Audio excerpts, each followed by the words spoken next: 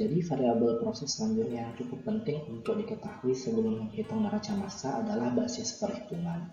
Basis perhitungan ini adalah suatu referensi yang digunakan untuk mempermudah penyelesaian. Apabila tidak dihitung atau tidak dipilih basisnya, maka kita akan kesulitan dalam melakukan penghitungan neraca massa karena tidak ada referensi yang menjadi patokan jumlah atau satuan atau dimensi terhadap apa yang akan kita hitung.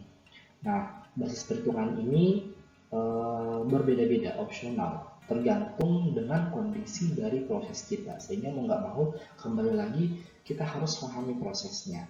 Basis itu berbeda-beda, tidak ada yang salah atau tidak ada yang benar, tapi harus cocok, harus sesuai. Misalkan di sini dikatakan kalau zat cair dan zat padat, apabila analisa massanya diketahui, biasanya kita pakai basis 1 atau 100 ton. Karena tidak masuk akal kalau misalkan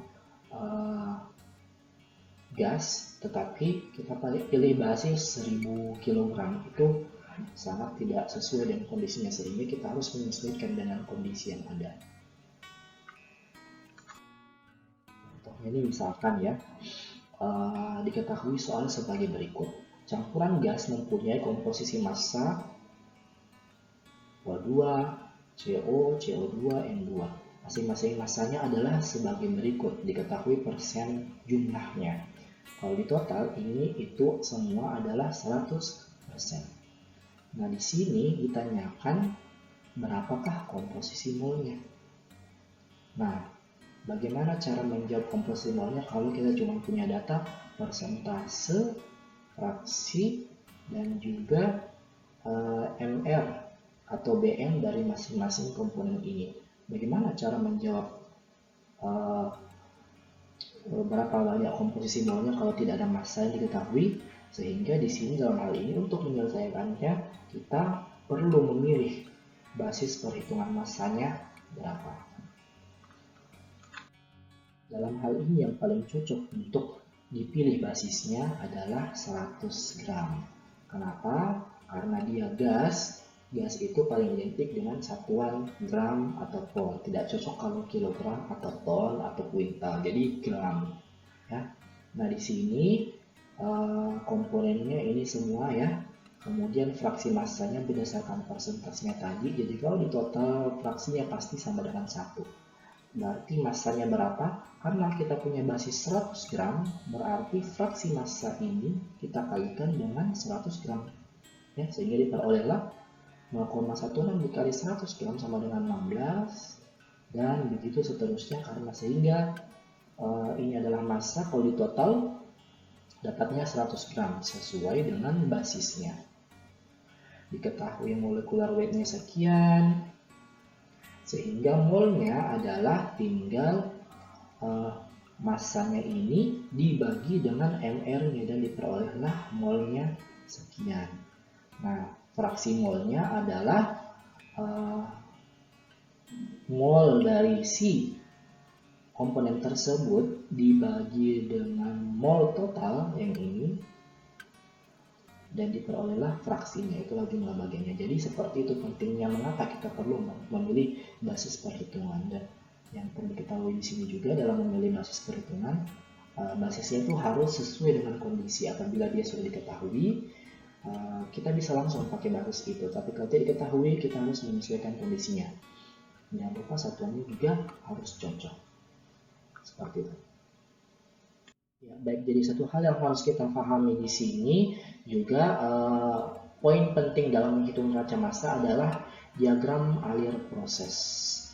Apa itu diagram alir proses? Yaitu adalah gambaran secara visual yang menunjukkan semua aliran bahan-bahan baik yang masuk maupun yang keluar, disertai data-data komposisi dan campuran bahan-bahan dari alirannya. Ini bisa bersifat kualitatif, bisa juga bersifat kuantitatif.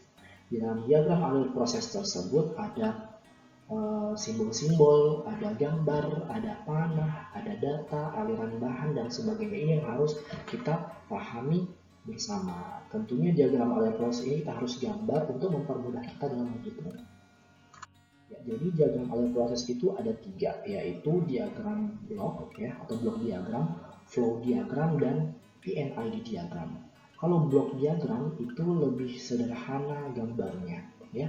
Di dalam itu ada data tentang, ada informasi tentang unit proses, ada data, ada aliran apa.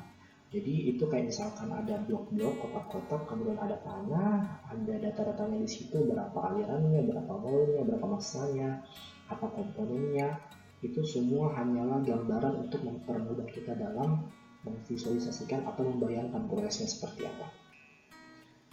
Kalau flow diagram itu gambarnya lebih lengkap, tidak ada informasi, tidak ada variabel proses, tetapi gambar dari prosesnya itu lebih visual, lebih naratif gitu, tapi nggak ada data. Kalau PNID itu paling komplit, paling lengkap. Prosesnya itu digambarkan secara simbolik yang sudah distandarkan secara internasional. Ya, jadi di dalam itu paling lengkap, ada variabel prosesnya, ada informasi tentang jenis valve-nya atau katupnya, ada pipanya apa, kode pipanya apa, ada sistem otomasinya juga, ada kelistrikannya juga. Jadi paling sangat lengkap, paling komplit. Untuk menghitung neraca massa, kita biasanya cukup pakai yang blok diagram ini. Ya, jadi seperti itu. Untuk blok diagram itu seperti ini ya. Nah, jadi ini reaktornya, ada separatornya.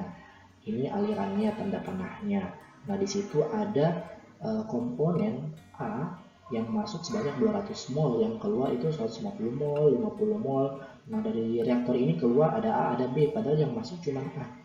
Nah, di sini kita bisa memvisualisasikan dari neraca massa tersebut dengan melakukan atau menggambar dari diagram alir. Ya. Kalau flow diagram itu seperti ini. Kita untuk menghitung neraca massa tidak menggunakan flow diagram ya. Kita lebih menggunakan block diagram, karena flow diagram ini lebih digunakan untuk menjelaskan proses secara umum, secara visualisasi, secara presentatif ya, karena gambar prosesnya itu lebih real. Misalkan kalau gambar ESP seperti ini, gambar boiler seperti ini, itu sudah digambarkan dengan gambar yang sesuai dengan bentuknya, mendekati dengan bentuk yang sebenarnya gitu. Kemudian kalau PNID ini seperti ini, jadi lebih komplit, gambarnya itu sangat-sangat simbolik ya. Jadi kalau misalkan reaktor itu bentuk simbolnya seperti ini. Kalau katup itu simbolnya seperti ini. Kalau alat destilasi atau alat pemisahan itu bentuknya seperti ini. Dan di sini masing-masing sudah jelas ada kodenya, ada jenis pipanya apa, ada katupnya apa, segala macam, dan mewakili secara keseluruhan kondisi di pabrik secara nyata. Namun ini kita tidak perlu menggambar seperti ini kalau untuk menghitung neraca massa, cukup pakai blok diagram aja. Cara memberi label pada aliran. Pertama, tulis nilai dan satuan semua variabel yang diketahui di arus dalam gambar. Contohnya nih, udara berisi 21% mol O2 dan 79% N2 pada suhu 320 derajat Celcius dan 1,4 atm mengalir dengan kecepatan berikut.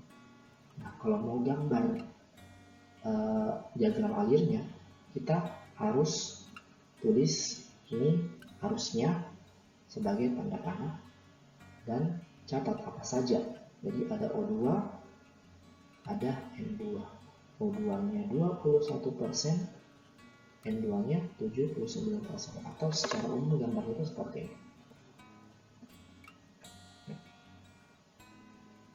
Jadi ada garis yang menggambarkan itu adalah aliran yang komponen yang masuk, di dalamnya mengandung O2 dan N2 dengan fraksi berikut, suhunya sekian, tekanannya sekian, kecepatan alirnya sekian. Jadi kita harus gambar seperti itu. Kemudian cara kedua, tandai dengan simbol untuk variabel yang akan dicari. Jadi semua data kita harus berikan simbol. Misalkan nih, mol per H ini adalah satuannya, Ini yang kita tidak ketahui, ini yang mau kita cari. Tentunya kita harus beri simbol sendiri. Kita berilah simbol N. Jadi pemberian simbol itu sebenarnya bebas, tapi itu mempermudah kita dalam menghitung. Ya. Contohnya lagi, kalau misalkan yang tidak diketahui itu adalah mol O2 per mol. Ini contohnya seperti ini komponen ini. Nah, karena dia tidak diketahui, kita berikan dia simbol Y. Tapi ini sebenarnya bebas, tergantung dari kalian. Tidak ada yang salah pada saat memberikan simbol. Yang penting simbol tersebut adalah umum dan sering digunakan.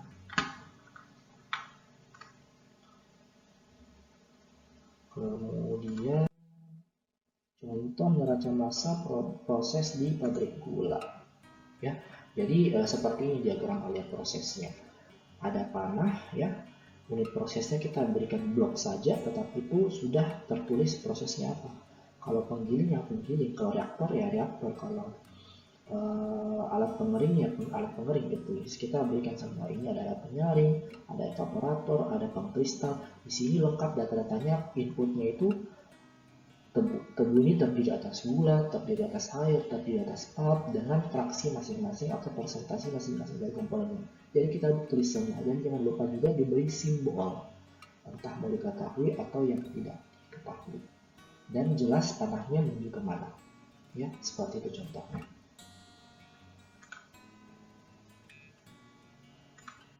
Kemudian persamaan neraca massa itu rumusnya adalah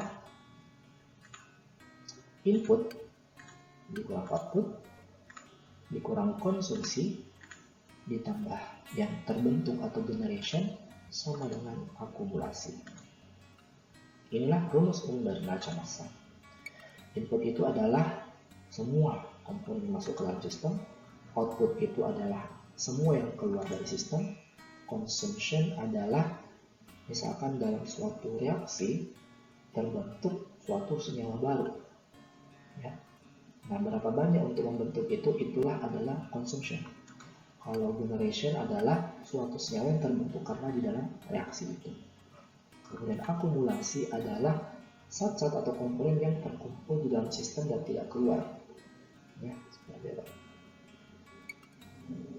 Accumulation itu lebih ke sisa, ya. Kemudian kalau dia non reaksi kimia, ya, tidak ada reaksi kimia di dalam. Pada keseimbangan materi tanpa reaksi kimia, rumus umum yang digunakan adalah input kurang output. Ini karena dia tanpa reaksi kimia, jadi itu dan generate dan konsumsinya itu kita hilangkan. Jadi tersisa hanya input dan output saja dan menjadi akumulasi. Ya, seperti itu. Jadi kalau yang dengan reaksi kimia itu rumusnya secara umum ini yang di atas ini, ya. Tapi kalau tanpa reaksi kimia cukup input dan output aja sama dengan simulasi. Tapi kalau misalkan dalam suatu reaksi tidak ada yang terakumulasi atau tersisa, berarti cukup inputnya pasti sama dengan outputnya. Seperti itu. Karena tidak adanya pembentukan zat ataupun reaksi kimia menggunakan tersebut, makanya rumusnya seperti itu. Ya, jadi langkah-langkah dalam melakukan perhitungan neraca massa atau menghitung neraca massa itu ada 6. Yang pertama, harus paham terlebih dahulu prosesnya, ya. Pahami prosesnya, komponen apa saja yang masuk, apa yang keluar pada sistem tersebut. Kemudian langkah kedua, gambarkanlah diagram alur prosesnya seperti yang saya jelaskan sebelumnya. Jadi gambarkanlah secara sederhana menggunakan blok diagram. Nah, kemudian langkah ketiga, pada diagram alur proses tersebut masukkan data-data yang diketahui, beri simbol yang mudah difahami, identifikasi apa yang diketahui, apa yang tidak diketahui, dan apa yang dicari atau apa yang diinginkan, data apa yang diinginkan, apa yang dihitung. Setelah itu barulah kita mulai menghitung, tapi pertama kita harus tentukan terlebih dahulu basis perhitungannya. Ini sangat penting. Setelah basis perhitungannya ini kita pilih, barulah kita hitung neraca massanya. Neraca massa dari setiap komponen apa saja yang ada di dalam sistem tersebut atau proses tersebut. Jadi itu semuanya dihitung. Ya. Kemudian langkah 6, kalau semuanya sudah dihitung, barulah kita sajikan datanya itu dalam bentuk tabel hasil perhitungan neraca massa semua komponen, ya, yang menyatakan bahwa jumlah komponen itu yang masuk sama dengan jumlah komponen yang keluar, ya. Jadi yang masuk sama dengan yang keluar. Kalau yang masuk tidak sama dengan yang keluar, berarti terjadi akumulasi atau ada sisa yang di dalam proses tersebut yang tidak keluar. Nah, itu harus ketahuan pasti ada yang sisa, ya. Jadi seperti itu. Oke.